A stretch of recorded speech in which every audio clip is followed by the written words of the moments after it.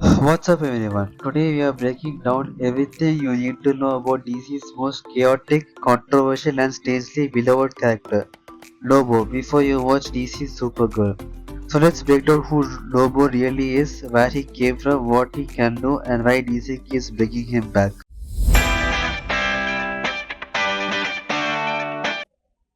So Lobo is basically what happens when the DC universe gives up on the idea that power needs a purpose.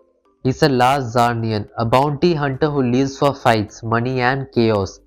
He doesn't pretend to be anything else. He's insanely strong, almost impossible to kill, and all completely uninterested in being a hero. There's no misunderstood anti-hero angle here. Lobo knows exactly what he is and he embraces it. Zarnia was perfect to the point of being boring. There was no crime, no war, no struggle. Just a peaceful, nearly immortal society that had moved past violence entirely, to such an extent that they had no idea what violence was. And then Lobo was born. From the start, he didn't fit in. His name literally translates to something horrifying, and his behavior matched it. When he was a teenager during a school science project, of all things, he created deadly creatures and released them onto his own planet, wiping out everyone.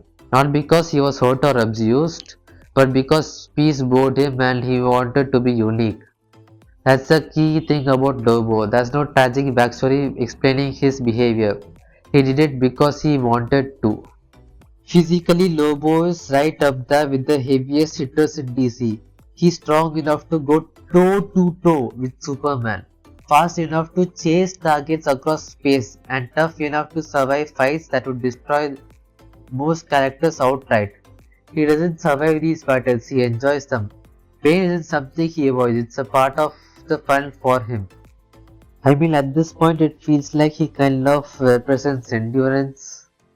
But surprisingly, Lobo has a soft, weak spot for space dolphins.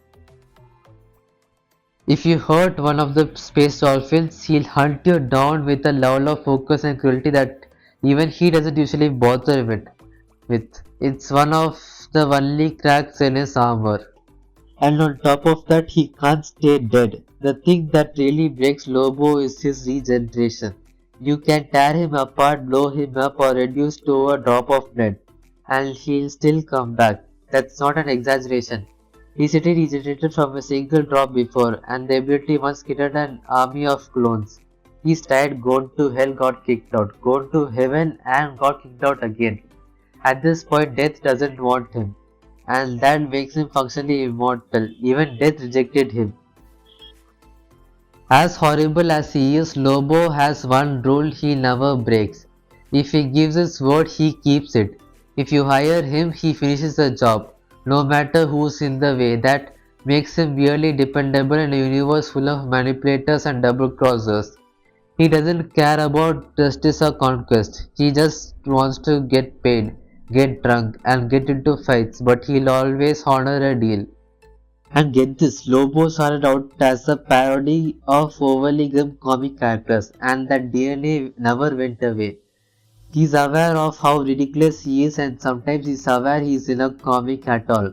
Unlike characters who break the fourth wall to bond with the audience, Lobo does it to mock the story itself. It's less wink at the camera and more I know this is fake and I don't care. In Supergirl Woman of Tomorrow, Lobo shows up as a contrast to Kara. Supergirl is angry, powerful, and struggling to control herself, while Lobo is what anger looks like when you stop caring about consequences entirely. He's there to show what unchecked power without conscience looks like, and it makes Supergirl's restraint feel more meaningful by comparison. People compare Lobo to Deadpool all the time, but the reason they joke couldn't be more different. Deadpool cracks jokes because he's hurting. Humor is how he survives his pain and trauma. Lobo jokes because he genuinely doesn't care. He doesn't give a shit. Nothing weighs on him. Nothing taunts him and nothing needs to make sense.